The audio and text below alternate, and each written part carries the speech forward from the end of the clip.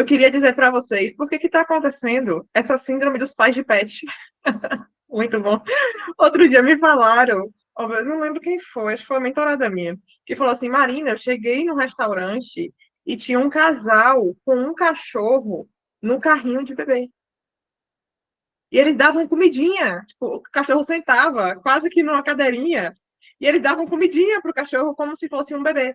Aí ela me perguntou por que que isso acontece. Eu vou dizer para vocês que isso acontece. E eu não sei se vocês já leram Ortodoxia do Chester. Se não leu, leiam, que é maravilhoso. Tem uma live minha no YouTube de 2 horas eu explicando o que está lá no livro, tá? Ouçam, que aquilo ali é absolutamente transformador. O Chester, quando ele vai falar dos contos de fada, ele fala da importância dos contos de fada, que são muito mais importantes do que a lógica, do que a razão, etc e tal. E ele fala da moral da história, né? Dos contos de fada. E aí ele traz o exemplo da Bela e a Fera. E ele fala, cara, como que uma criança passa a vida dela sem ver a Bela e a Fera e extrair a seguinte moral? Uma coisa precisa ser amada antes de ser amável. Olha isso aqui. Uma coisa precisa ser amada antes de ser amável. Porque a Bela ganhou um príncipe? Porque ela foi capaz de amar uma fera. Quando não havia nenhum motivo para ela amar. O que é que está acontecendo com as pessoas hoje? As pessoas são incapazes de amar. E por que elas são incapazes de amar? Porque elas são incapazes de se sacrificar. E amor é igual a sacrifício. O que é mais fácil? É mais fácil você chegar em casa cansado de um trabalho extenuante e encontrar um serzinho incapaz de inteligir, incapaz de ter vontade, que a todo momento vai só abanar o rabo e querer te cheirar? Ou você passar por um trabalho extenuante, chegar em casa, esperar um abraço e encontrar uma esposa no puerpério, com um coque na cabeça, cheia de olheiras, com roupa cheia de leite, fedida, às vezes. Você vai olhar, cara, eu só queria uma mulher cheirosa, gostosa, que me esperasse com a comida e pronta para fazer sexo. É mais fácil. Muito mais fácil amar o bichinho. Não é isso mesmo? Então, assim, as pessoas que colocam animais à frente de outras pessoas, elas estampam para nós que elas são incapazes de amar. Pessoas que falam assim, um animal é melhor do que muita gente, elas são incapazes de amar. Tá tudo bem você sofrer pela morte de um animalzinho querido? Tá tudo bem. Mas tá tudo bem você sofrer como se fosse a morte de um filho? Não tá tudo bem. E quando isso acontece, o que é que denota para nós? Que essa pessoa não tem senso de proporção. Porque a pessoa inteligente, ela entende que a realidade tem nuances, ela entende que a realidade tem uma hierarquia, ela entende que existem bens superiores e bens inferiores. A imaturidade, gente, é estampada para nós quando nós vemos uma pessoa que não sabe dar o peso e a medida das coisas. Quando leva tudo para um lado, tudo para o outro, e de uma forma completamente enviesada. Então, como as pessoas não estão aptas a se sacrificarem umas pelas outras, é muito mais fácil amar um cachorro. Porque o cachorro está sempre do seu lado. O ser humano não, o ser humano é capaz de gritar com você, é capaz de bater a porta na sua cara, é capaz de te enganar, é capaz de te trair. Mas olha, é igual, eu acho que no primeiro encontro da gente eu falei sobre isso. Marina, se a realidade é tão dura, por que vale a pena viver nela? Porque o fantástico mundo da tua cabeça parece muito legal, mas não existe. Só na realidade que a felicidade real existe. O que é melhor?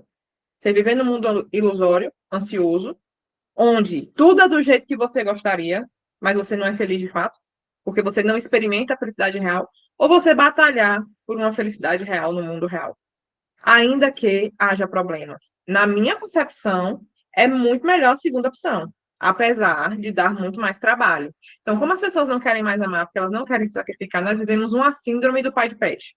É muito mais fácil amar um pet, porque o pet ele é amável. E onde é que está o amor? Onde é que está a virtude? A virtude está em amar a coisa antes dela se tornar amável. É como se você tivesse a capacidade, e isso é profundamente terapêutico. O terapeuta ele precisa ter esse olhar. É como se você tivesse a capacidade de olhar para aquilo que a pessoa é e conseguir enxergar também o que ela pode vir a ser. Cara, isso é muito bonito. Isso é muito dramático. E o Julián Marias fala muito sobre isso no livro dele, O Mapa do Mundo Pessoal. Qual é a principal coisa que o Julián Marias fala ali, naquele livro Mapa do Mundo Pessoal? Viver a vida humana é algo dramático, porque o ser humano é futuriço. O ser humano é instalação e vetor. Como assim instalação em vetor? O ser humano é, mas ele também será. E por que ele será? Porque ele tem atopotência. Se ele tem atopotência, gente, se o paciente chegar na terapia e disser para você a seguinte coisa: olha, eu traí minha mulher, eu sou um traidor, eu sou um péssimo homem, etc, etc, etc. Qual é o teu papel? Mostrar para ele que ele não é o erro que ele cometeu. O erro que ele cometeu está aqui e ele está aqui. E beleza, ele fez mal, fez mal. Mas olha, o ser humano é instalação e vetor. Eu não posso ser definido por aquilo que eu fiz agora ou ontem. Eu preciso ser definido por aquilo que eu sou o que sou, tá? Eu sou ato, mas eu também sou potência. E por isso que o arrependimento é tão bonito e tão curativo. Cara, eu fiz merda, mas eu não sou esta merda, entende? Eu sou um ser humano que possui um conjunto de potências. E por que que, falei no nosso último encontro, que a inteligência é a capacidade de ver o mundo como Deus vê, e que para isso eu preciso me relacionar com Deus através da vida espiritual. É, já que Deus só tem ato, Deus não tem potência, tá? Não sei se todo mundo aqui sabe, mas Deus não tem potência. Ele é inamovível, ele é imóvel, ele causou todas as coisas e nada o causou. E ele causou todas as coisas. Ele está lá paradinho, dando o ser, ele é o doador de ser. Ele é o ser com S maiúsculo, tem tudo dentro dele. E ele dá as fatias de ser para os outros seres que somos nós, os nossos serizinhos, digamos assim. Então, neles tudo está contido. Como que eu consigo, portanto, ampliar e potencializar maximamente as minhas possibilidades? Me relacionando com ele, que tu tem tudo. Se ele tem tudo, me relacionando com ele, eu consigo vir a ser tudo. E isso me lembra a primeira live da série de lives do Ítalo, quando ele mostra o chapéu do mago pra gente, a carta do chapéu do mago. O chapéu do mago, que é a primeira carta do tarô, tem o símbolo do infinito, que é a Lemniscata, né? E muita gente pensa que a Lemniscata é um oito deitado, mas a lemniscata é uma cruz com as pontas fechadas. Ou seja, é uma infinitude. Cara, a cruz é infinita. O mistério redentor na cruz é infinito. Não dá para ser esgotado por nós. Nós podemos viver 1000 vidas e nunca vamos entender profundamente e em plenitude o que, é que foi aquilo ali. Por isso que o mago, a primeira carta, é a posição existencial do terapeuta. O que, é que o terapeuta precisa fazer? Se proteger dos raios da finitude, que é o que o mundo está nos bombardeando o tempo inteiro, se proteger dos raios da finitude, como? Utilizando o chapéu do mago, que é o infinito. Então, eu vou me blindar do que o mundo me entrega de material a partir do meu relacionamento com o infinito, porque o infinito vai me dar um sem número de possibilidades, possibilidades inesgotáveis para que eu possa, de fato, entender o mundo. E aí eu me blindo nesse sentido. E aí, o mago, ele não só está com chapéu, mas ele tem uma mesa de trabalho na frente dele, onde ele trabalha sem olhar. E para mim, a coisa mais linda daquela carta. As coisas estão em cima da mesa, assim, e ele está trabalhando. E ele trabalha sem olhar. Que foi o que o Ítalo chamou de perfeita desatenção ou atenção desatenta. Olha que coisa bonita. Uma atenção desatenta. E ele fala: olha, o trabalho do mago é tão orgânico, ele sente e faz com o corpo inteiro, que ele nem precisa olhar. Parece meio doido pra gente, né? Como assim, Marina, que eu vou trabalhar sem precisar olhar? Cara, você já se relacionou tanto com o infinito que você senta na sua cadeira, o paciente começa a falar e as possibilidades vão se delineando para você, e quando ele termina de falar, você fala, então, é isso, isso, isso e isso. Com tranquilidade.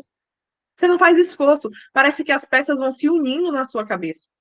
Isso é possível, gente. Mas isso só é possível se a gente se relaciona com o infinito. Sem se relacionar com o infinito, nós não conhecemos quais são as possibilidades. Porque, como eu falei para vocês, em que momento o paciente procura você? Quando ele não sabe mais o que fazer. Ele vira e faz: olha, já fiz de tudo, bati a cabeça na parede, voltei. É o que o Tiago faz, certo? Perfeitamente. E ele fala sempre isso. Olha, a minha maior dificuldade hoje é ouvir o paciente até o final. Porque quando ele começa a falar, eu já sei o que eu vou dizer, já sei o que que é, já sei o que ele fez, e já sei qual é a solução. Vou fico lá, pego meu cigarro, fumo meu cigarro. É isso, é uma perfeita desatenção. E aí ele até dá o exemplo, o Ítalo, né? Que é aqueles negocinhos assim de. Quando a gente vai em praia, alguma coisa assim, que tem aqueles negócios de se equilibrar, que a gente precisa andar, e ele fala assim: quando você olha para o negócio, você cai. Mas se você não olha e fica ali buscando o equilíbrio e andar, você consegue. Então é isso que a gente tem que buscar, essa perfeição desatenção no trabalho se relacionando com o infinito.